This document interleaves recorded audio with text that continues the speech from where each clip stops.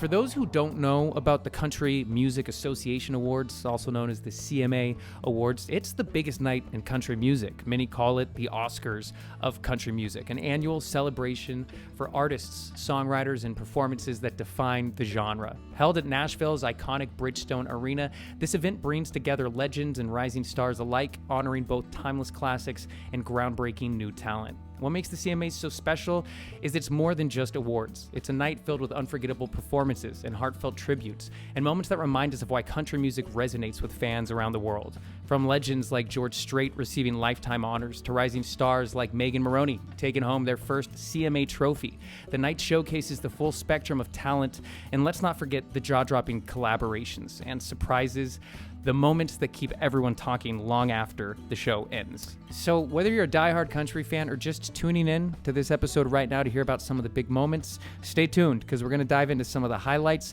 and some exclusive behind the scenes stuff that you missed that we got to experience because we were right there in Nashville on the ground at the CMA Awards 2024.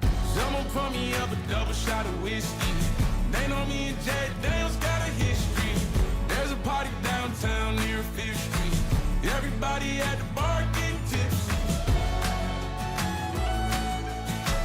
Everybody at the bar getting... Hey guys, Nick Major here with the Spout podcast, and my guest today, who was out in Nashville with me this past week, absolutely killing it with the interviews, Emily Harlan. How are we doing, Emily? And please let us know who you are, where everyone can listen to you, and introduce yourself. Hello.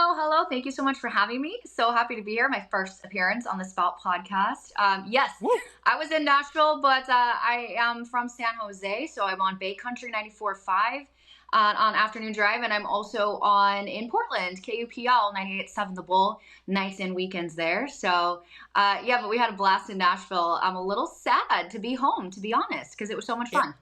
It was so much fun, and I haven't been to Nashville, really. That was the most I'd ever explored it. And I need to say to anybody who hasn't been there, and you always hear how it's a music city, it's incredible how much of a music city it is. You walk around Broadway, the downtown area, and it's hundreds of people. It looks like Times Square, but every bar is open windows and different music playing. And it's fascinating and amazing. And had you seen that before? Yeah. You know, the first time I'd been to Nashville was about 15 years ago, and it has changed a lot. So, but when my first time I was there was pretty much just that one main street, Broadway.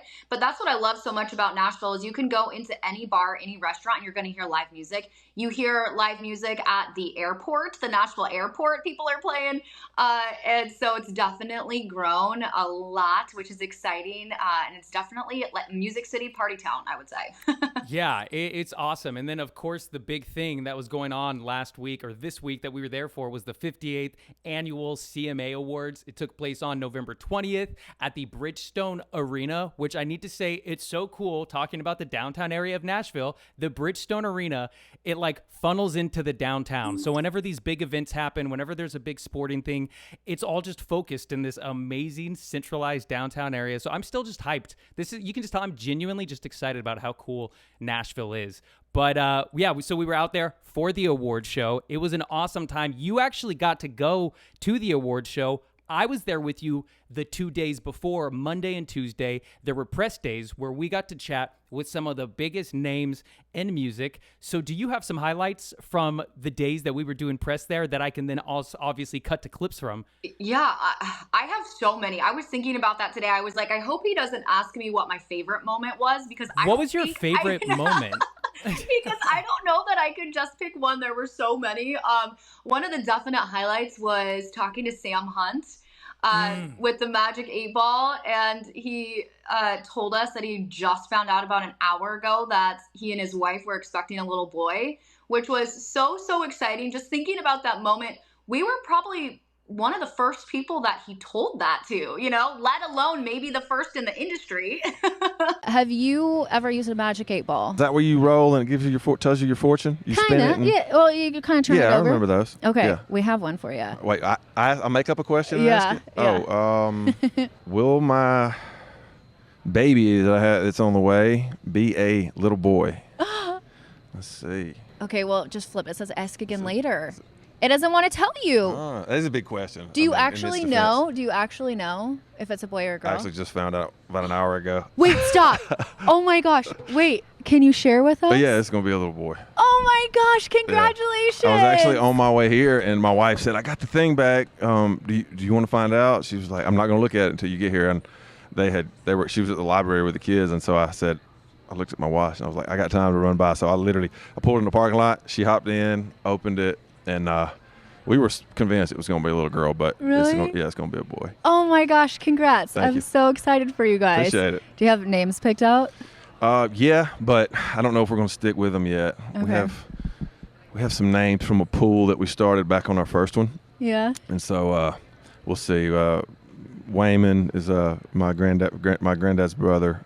His name was Posey Wayman. So Posey for a little girl and Wayman for a little boy. Still, I haven't checked today yet, but I was keeping tabs as it was unfolding. News got out that he was having a baby, but nobody was reporting the gender or potential names, which is what you got. And I'm still clicking around every day waiting to see. And I'm not gonna lie, I actually submitted it to TMZ. And I said, hey, there's actually been a gender reveal and a potential name reveal, but I don't think they took the bait because I never saw anything about it. But that was great. And when that was happening, just so you guys know, we were out there with a team. My good friend Tommy, who films all of my interviews, he was there as well. This was like breaking news one. So we were just a powerhouse team of editing clips and putting them out as it happened.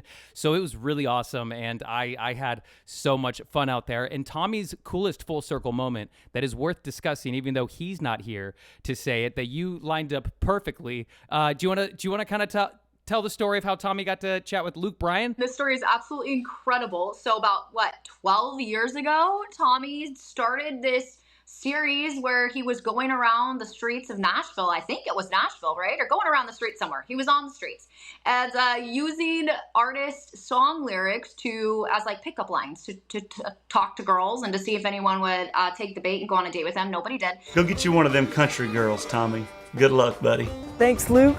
Yeehaw. Hey. Hi. If you're not a 10, you're a 9.9. Thanks. Yep. You have a good day. Okay, you too. But he did a video with Luke Bryan's song lyrics as pickup lines. Well, it went viral. Luke Bryan actually saw this, and Tommy was on The View with Luke Bryan, and there's more. And How could it possibly get better than this? Are you going to tell me there's an insane cherry on top? Oh, yes. Jenny McCarthy was there as well. Tommy had never been kissed before, and Jenny McCarthy was his very first kiss on The View. Insane story. And so when Luke was there, of course, we had to mention it. Luke totally remembered it. He saw the photos of it, and it was a really cool full circle moment for Tommy. Tommy over here. I met you a long time ago. We met on once. The View. I made a video where I used your lyrics, pickup lines on girls. Oh, really? I remember and that. Then we went on The View, and then Jenny McCarthy gave me my first kiss. Yeah, that was live on air. I remember that. Yeah, that was fun. That was so fun. I was so happy for him that got to happen, and I filmed it. I panned the camera over, so you better believe right now I'm cutting over to that footage of the two of them looking at the pictures and photos from The View and stuff, but it was so much fun. So have you... in my career, I've gone out to the Grammys a few times. I've done some events that are of a crazy caliber that blows my mind. This was my first time at the CMA Awards, which is the Grammys of the country world, which is a different machine in itself. Was this your first time out at an event like that? And how was it being face-to-face in person with so many of these names? Because nowadays on radio, I feel like so much is remote also. Yes. Yeah. This was my first time at an award show, period. So my first time covering any sort of award show. It was so much fun. Luckily I had met quite a few of those artists before. So I don't think I had very much of that shock factor. There were two artists that I had met for the first time at the CMA Awards, and that was Blake Shelton. Would you rather have lasers every time you do finger guns or have a ding sound every time you wink? Boy, those are both great superpowers, aren't they? Yeah. And also Eric Church. Is there a point that really stands out to you from that night? Yeah, I think playing Darkest Hour, which we had gave to the state, and forever they'll be able to use the proceeds to help the people of Western North Carolina. So I think it was during that Eric Church interview where I kind of had that in the back of my mind, as I'm listening to his answer, preparing for my next question, in the back of my mind, I was like, wow, you're talking to Eric Church right now, because I've been such a huge fan of his for so long. But yeah, definitely cool just to see so many artists come through and take the time and chat with us. It's a huge honor. So, hey guys, Nick Major here with the Spout podcast. Hope you are enjoying my chat with Emily as we reflect on the CMA Awards. But for now, let's talk about something that's making waves in health and wellness, GLP-1s. You might have heard that celebrities have easy access to these cutting-edge weight loss solutions, but what about the rest of us? Well, now you don't have to be rich and famous to benefit. Through Hers, you can access an affordable, personalized weight loss program designed just for you. Hers is changing women's healthcare by connecting you with medical providers who create tailored weight loss plans based on your needs. If prescribed, you'll get access to solutions like GLP-1 weekly injections, which contain the same active ingredients as Wegovy or Ozempic, and they also have oral treatments. The best part? All of this comes as part of a comprehensive doctor-developed weight loss program that includes ongoing care and online support at no additional cost. Even better, Hers keeps it affordable. Compounded GLP-1 injections start at just $199 per month with a 12-month subscription. Paid up front, no hidden fees, no membership charges. Plus, your personalized treatment ships directly to your door free of charge. So if you're ready to take the next step in your weight loss journey, visit forhers.com/spout to start your free online visit today. That's forhers, forhers.com/spout, SPOUT, for that personalized weight loss option. Again, head on over to forhers.com/spout. Also, remember, Hers weight loss isn't available everywhere. Restrictions apply, and compounded products are not FDA approved or verified for safety, effectiveness, or quality. Prescription required. Wegovy and Ozempic are not compounded.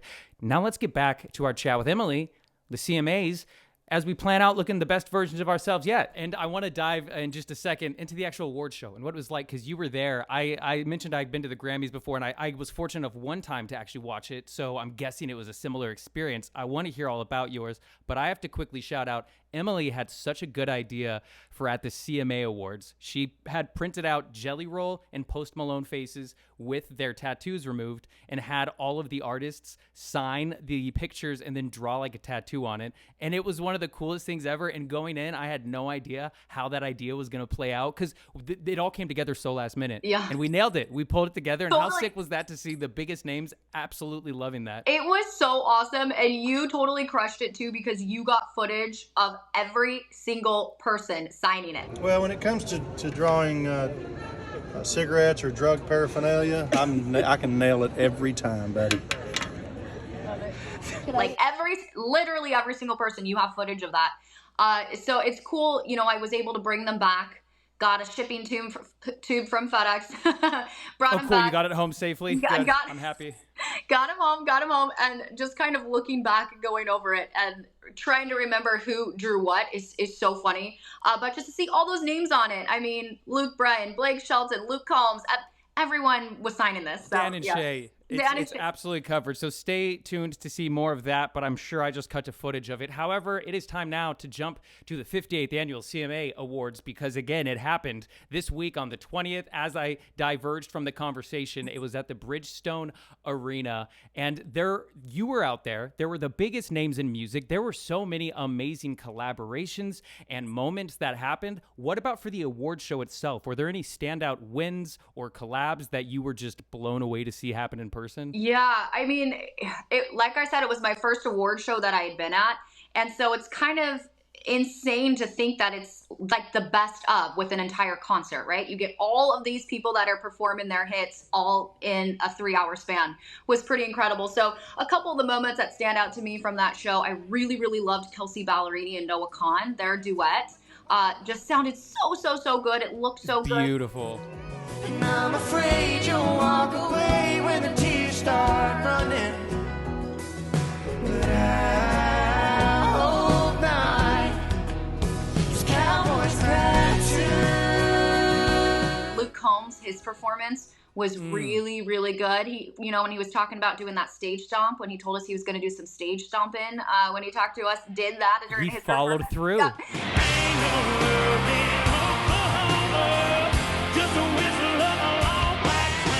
he did follow through. So that was really fun to see. But yeah, it was a really interesting experience. After, I watch award shows all the time. I love watching award shows. So it was cool to kind of actually see one in person. And I spoke with Jelly Roll a number of months back out in Portland, and my God, he looks incredible. He just showed off his 100+ pound weight loss, and the dude's looking damn good. I'm so happy for him, and what a night he had as well. He did an incredible performance up on stage, a few performances, I think. Yeah. But it's always so sick to see him just absolutely killing it. Yep. I'm such a huge fan of his. So any of his success, I am rooting for. So yeah. And to run through some of the wins of the night, so we got Entertainer of the Year went to Morgan Wallen. He took that home the top honor, cementing his dominance in the genre, because this guy, I feel like, as I've been into country music for a few years, and he's one of the reasons, and it's been for about as long as I feel like he's been really popping off. So he's just legendary status, I feel like. Yeah, definitely. And, there's a bit of a controversy surrounding that, in that I don't believe he had won that award before, and everyone was saying he absolutely deserves that award for how much he's selling out arenas and all of his tours and everything he's doing. So I think a lot of people were genuinely shocked that he did take home Entertainer of the Year this year. There's plenty of other great awards. Female Vocalist of the Year went to Lainey Wilson, who also hosted. And like last year, she won so many as well. It made sense for her to come up and host. Absolutely killed it. But Lainey Wilson has been such a cool name to see come up, because when I was a kid, it was Reba. That's what I was seeing on TV, and that was my biggest introduction into country music. And I feel like her vibe is bringing kind of that back to the newer generation. I'm such a huge fan of Lainey Wilson, knowing her story, and not to discount anyone else's, because I'm sure a lot of people have similar things. But, Lainey truly did hustle and grind for so long in Nashville. For a couple years, she was living in a trailer in her best friend's backyard, just grinding, trying to make it work. So seeing the success that she's had, it did not come overnight, and she's put in all of the work, and she absolutely deserves everything, all the success that she has right now. So she's another one that I'm always rooting for to have all the good things happen to her. So yeah, that was awesome to see. And Megan Moroney emerged as the breakout star, it seems, of 2024 New Artist of the Year. And it's so weird that you got to see all this in person, because I was watching clips of all of it, and you got to experience it in person. Yes. But just another amazing award. Were there any standout ones that you were surprised by or disappointed by, if you would say? Okay, so I don't think there was anything I was disappointed by with. I think it was Best Group that won, Old Dominion. I believe that was the one they won, and I really liked seeing that, because if you remember, when we asked them to do the Magic 8 Ball, they asked if they were going to win that award, and everyone was freaking out, going, "Why would you jinx it? Why would you jinx it?" And the Magic 8 Ball kept saying, "Can't predict now," or it wasn't giving them an answer. So to see them actually win the award, I thought was really fun, just because that moment we had with them. Oh, you're making me realize I need to edit a clip of that now, because that is so good to see them actually cut to the award of winning that after. Yeah. I love that. It was such a fun weekend. It was such a week. It was such a fun few days out there. But what else do you have coming up with your shows, with your life? What can people expect? Oh my goodness, that's a good question. I feel like I have so much going on, just never stopping, which is what I like. But just with my shows, hoping to get some of this content up and continue to use that during the shows. We got so much content. I think we did 42 interviews. So definitely hoping that I can plug some more of that in during my shows. And I'm already planning for the next award show. I'm just going to tell you, already planning for ideas for CMA 2025. Good. And I mentioned at the start of this, after I clapped, how I slated all week. And I did. I had a miniature slate with me, and it was a hit. Like, some of the biggest names in country music, they thought that was the cutest thing in the world. So I made a video. Did you see the slate video that I put together? Like Shelton. Little tiny slate. I love it. Yeah. Here we go. Smile. Beautiful. That's a good smile. That's the screenshot. That's the thumbnail right there. Cool. You guys are good to go. All right. Thank you. I love those things. All right, here we go. Slate. Look at this official. We got a slate. We are. I like that. And action. Started? Yes. Yeah. Turkey. Oh, damn. Scared the shit out of Sorry, me. I didn't mean Close that for me. Oh! It's a natural. If country music doesn't work out, he's got a career in Hollywood as Slatey. That's right. It's so good. It made me so happy. So I guess I'll cut to a clip of the Slate video. There we go. So now you got to see where that really shined. But even that was just a lot of fun, getting to slate with some of the biggest names around. So it was a cool team out there. I'm glad that we all got to do that together. Hopefully next year we can go and do that as well. I know.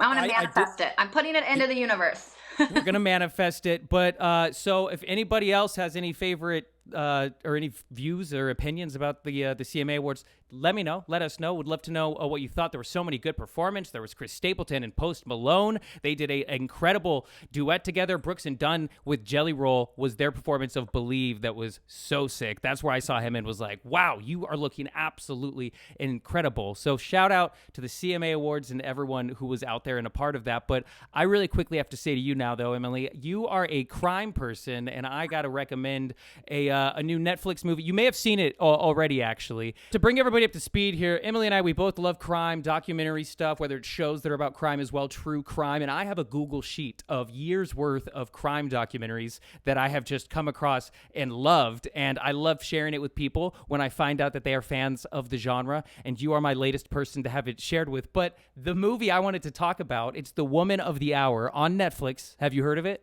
The Woman of the Hour. I don't think so. Okay, well then let me tell you about it then really quick, and then I'll let you go and watch it because I know that's what you're going to do. But Woman of the Hour, it is directed and starring Anna Kendrick, if you know who Anna Kendrick is. So that was really cool. It's okay. Yep. Yep. So it is I'm getting a phone call that is interrupting. Let me decline, mother.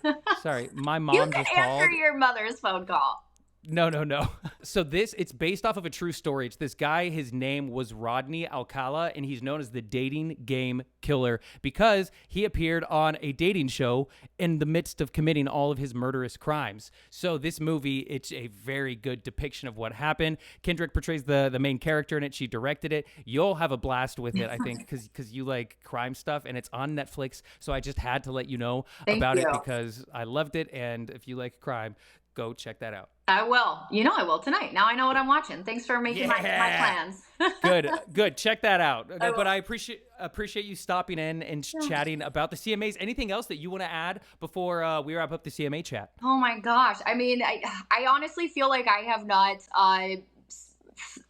just processed everything still because it truly was so incredible. But I guess the one thing I will say is just the team that we had, like you and Tommy, just crushing the videos. It was like, it blew me away. It totally blew me away though, how you guys were just around the clock, nonstop working. I feel like I had the easy job and you guys were just absolutely, like all the content that we got, everything that everybody heard and saw was because of you guys. So, I mean, with Rob. And your ability to bring it out of everybody. Well, I mean, Rob and Tim as well, just crushing, and Phil. Shout out Rob and Tim and Phil. Yep, Phil, the team that he put together was just incredible. So I feel so lucky. And it was a blast.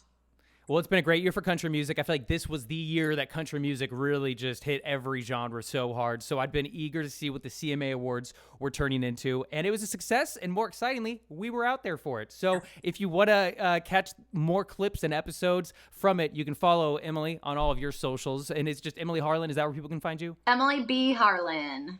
Emily B. Harlan, and that's where there's so many clips as well as on the stations, which one more time, what are the stations you're on? The station, Bay Country, so it's at K Bay Country is the Instagram handle, and the other station is The Bull, 98.7 The Bull, KUPL, so that Instagram handle is 98.7 The Bull. Thank you so much, Emily. Thank you. Big shout out to Emily for taking the time to chat after our lovely adventures in Nashville, which was so much fun. But as we continue on with this episode, I love movies. I told Emily about what's new on Netflix to check out. So let's dive into, once again, of course, our box office breakdown. So every week I like to take a look at the top 4 performing films from the box office over the weekend. I like to see how much money they're earning against their budget, which films are profitable, and which ones are looking to flop. A movie has to make twice its budget in theaters to be considered profitable because while it's in theaters, the studio gets half the sale and the theater gets half the sale. So therefore, the studio's got to make twice the money to start making a profit. So let's take a look at your top 4 performing films from this past weekend. Number 1, we have got Wicked. It is based on the hit Broadway musical. This is the prequel to The Wizard of Oz. It explores the unlikely friendship between Glinda the Good Witch and Elphaba, I think I said that right, the Wicked Witch of the West. Their complex relationship unfolds amidst the political intrigue and magical revelations. It's directed by John M. Chu. The build cast of this is Ariana Grande, Cynthia Erivo, Jonathan Bailey. And over the past weekend, it brought in a lot of money, $114 million in the U.S. And this thing has a budget of $200 million, so it's got to make $400 to be in the profit zone. And you know what? I think it's got a good chance of making it there because, well, it's still got a ways now. It's at $252 million worldwide. But I think, so let's just lie and say it's going to be profitable. Okay, number 2 at the box office this past weekend, a sequel that I had no idea was coming until way too close to its release is Gladiator 2. It brought in $55.5 million on its $230 million budget. That's a big old budget right there, a worldwide total of $120 million. So we're going to need to get close to $500 million, just over $500 million to be profitable.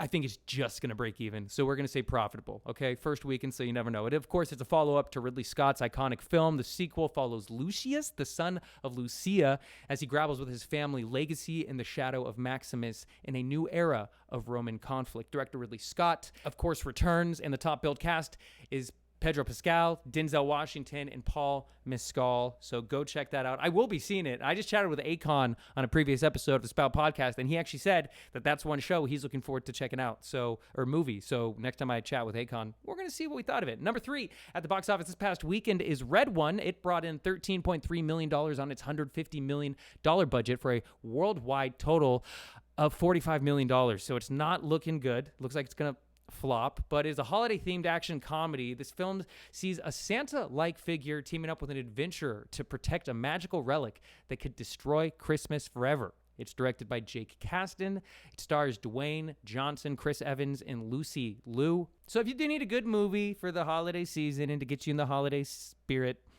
maybe check that one out. Number 4 at the box office, and rounding out your top 4 is Venom, The Last Dance. It's actually been up there for quite some time now, and it brought in $4 million on its $120 million budget. And I've said it before, and I'll say it again, this movie is profitable with a worldwide total of $255 million. Of course, this film, it's following Eddie Brock and Venom. They face their greatest challenge yet as a sinister new symbiote emerges, threatening to destroy the tenuous balance between their worlds. It's directed by Kelly Marcel, stars Tom Hardy, Juno Temple, Stephen Graham, and I'm glad to see it's doing well because sometimes the non-DC or the DC superhero movies can be a bit hit or miss financially in the box office, while Marvel tends to be a big more success.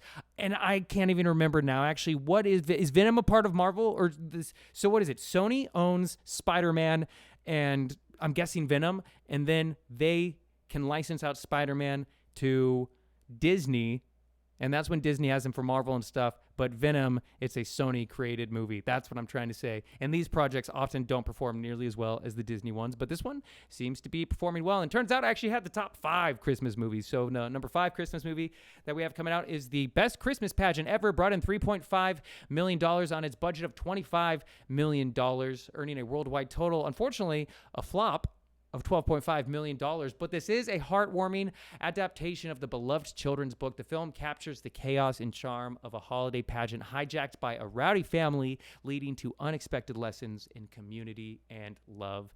It's directed by Gail Mancuso, and it stars Kristen Bell, Keegan-Michael Key, and Maya Rudolph. And to jump back into what you can be watching at home. If you love horror movies, this is not at all in the Christmas season like we should be in right now, but if you love horror movies, I got to tell you about Smile 2 because it absolutely blew me away. It is on Netflix now, and oh my gosh, okay? But before we get into that, let's talk about the success of the first one. Smile, back in 2022, it became a massive hit. It earned over $217 million worldwide on just a $17 million budget, and it went viral for its marketing campaign where like the creepy actors would just ominously smile in the crowd at a baseball game and never stop smiling. I did see a video. They did the same thing for Smile 2, and there was a clip of a foul ball got hit, and then the guy was sitting there, and then he quickly got scared, as would I. So I feel you, dude. But it was genius and had everyone talking.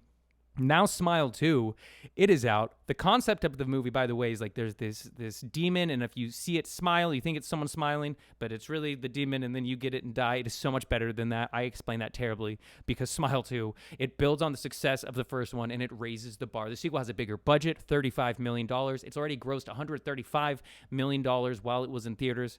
And it has proved that this franchise is potentially here to stay. It's directed again by Parker Finn, and it shifts focus to a pop star named Sky, played by Naomi Scott. And I have to shout out Naomi Scott. If you ever see this video right here, you did so good in that movie. You are such a good actor, and like, hell yeah, go get it. But this movie follows her as she battles a deadly curse tied to her past trauma. The stakes are higher, the scares are more intense, and the visuals are absolutely stunning. What really upped the stakes in this was the fact it's this contagious disease that if you see someone smile with this death disease and kill themselves in front of you, then you get the disease. That's how it spreads. And suddenly one of the biggest pop stars in the world gets it. And God, I thought it was such a fantastic twist. If you loved the first movie, this one doesn't just meet expectations, it shatters them. Smile 2, it's packed with terrifying twists, psychological depth, and some of the best horror moments I have seen in years. It is a must-watch, so check that all out. And I think that'll about round it up. And stay tuned, because next week we'll have a brand new episode right here on the Spout Podcast, where we're always chatting with your favorite celebrities about more than what they are famous for. Be sure to subscribe to the channels, turn on notifications, leave a comment. We love when you guys do. I will respond to you. I'm once again Nick Major. Have a great holiday week. See you next time.